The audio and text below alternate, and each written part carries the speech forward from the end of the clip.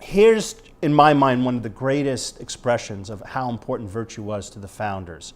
When Thomas Jefferson is in France as America's representative, he goes to the south of France and he sees one of the most important surviving examples of Roman architecture, the Maison Carrée in Nîmes, France.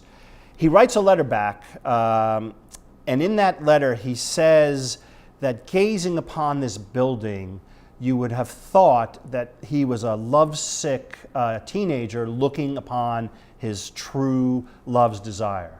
Now, of course, the fascinating thing about Jefferson is, if you read his letters to women, by and large, they don't spark much heat or passion. And there are a few exceptions. And of course, he did destroy the letters he wrote to his wife, which probably were very passionate.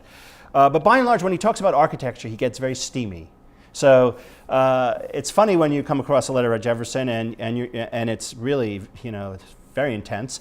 And then you realize, oh, he's talking about a building that's captured his imagination.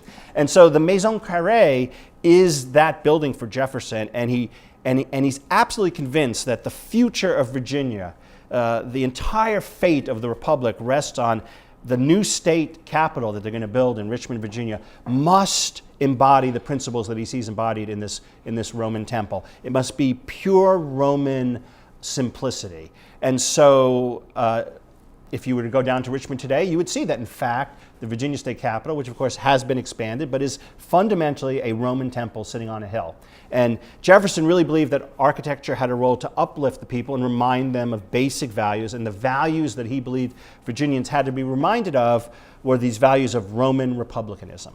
What's fascinating, if you think about it, the building that we now call Independence Hall, which 18th century Americans would have called the Philadelphia State House, which is the building that dominates the skyline of 18th century Philadelphia.